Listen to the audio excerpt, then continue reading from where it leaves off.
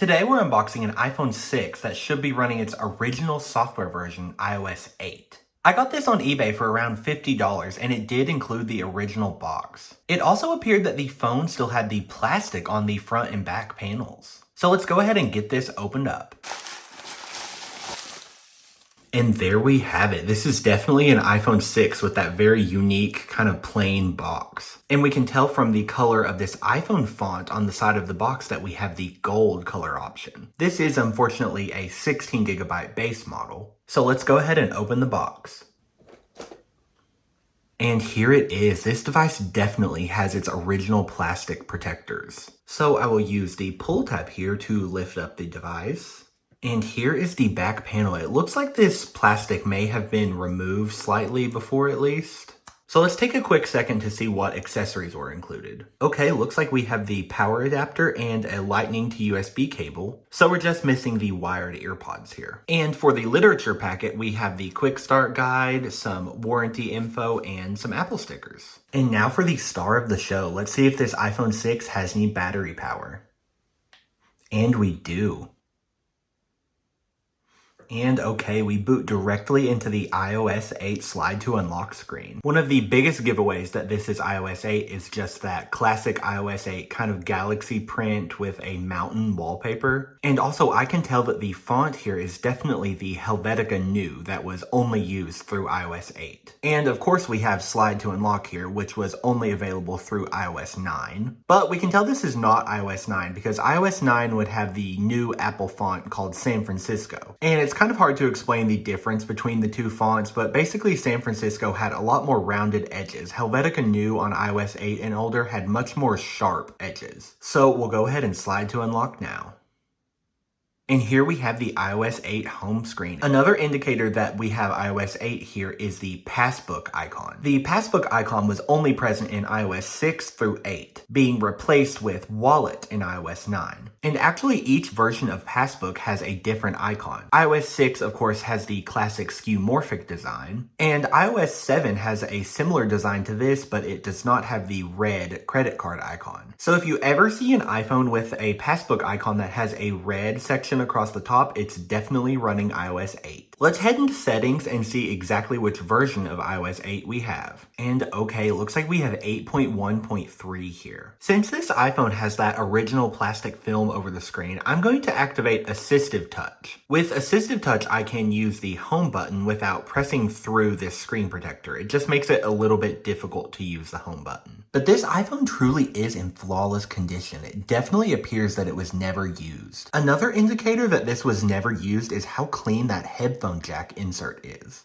The insert for the headphone jack on the gold iPhone 6 is actually this pure white color, and it had a tendency to get very dirty very quickly. I plugged this iPhone into coconut battery, and as I expected, it only has one charge cycle. It's actually reporting that this device has over 100% battery health. And let's just take a second to appreciate this gold color option. This was Apple's second gold iPhone, with the first being the gold iPhone 5S in 2013. So let's talk about what the iPhone 6 was. The iPhone 6 was released in September 2014 as the successor to the iPhone 5S. And the 2013 iPhone 5S launched with the plastic iPhone 5C. 2013 was the first year that Apple tried a strategy of releasing two new iPhones. So in 2014, Apple continued that strategy, but launching the iPhone 6 and 6 Plus. And of course, the iPhone 6 lineup is most known for increasing the display size. So Apple went from only offering 4-inch iPhone displays in 2013 to offering a 4.7-inch iPhone 6 and a 5.5-inch iPhone 6 Plus. And this was really significant. iPhone sizes up until this point had been kept relatively small because of the philosophy Steve Jobs had put into place that the phone should be centered around the size of your hand. And not only did iPhone users just want larger screen sizes, but Apple was facing very strong competition from companies like Samsung and HTC. They were producing smartphones at the time that were much larger than the 4 inches that iPhones were limited to. And aside from the larger displays, the iPhone 6 brought an all-new design. The boxy and squared-off design of the iPhone 5S was replaced with a much more rounded design on the iPhone 6. And that made the iPhone 6 much more comfortable to hold in your hand.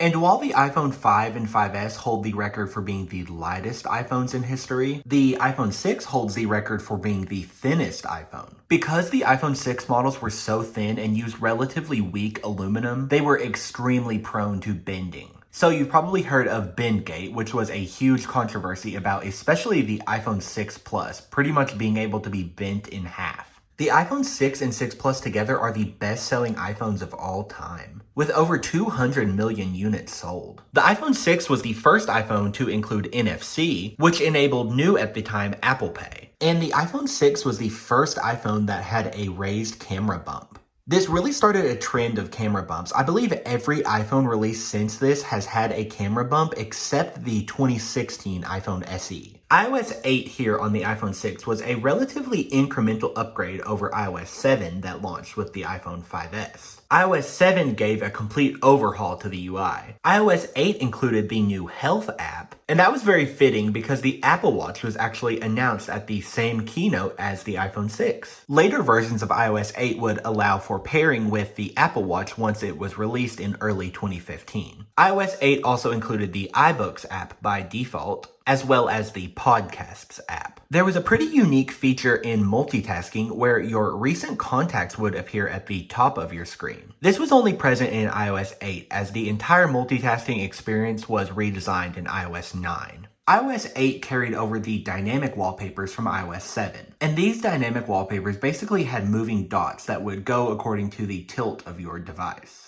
The selection of still wallpapers for iOS 8 has to be my absolute favorite in iOS history. And that's because you retained a lot of these fantastic wallpapers from iOS 7 while getting new wallpapers for iOS 8 on top of those. iOS 8 gave a slightly different appearance to the control center. It also included this QuickType feature which added a row of suggested words on top of your keyboard. And let's take a second to appreciate these old school emojis.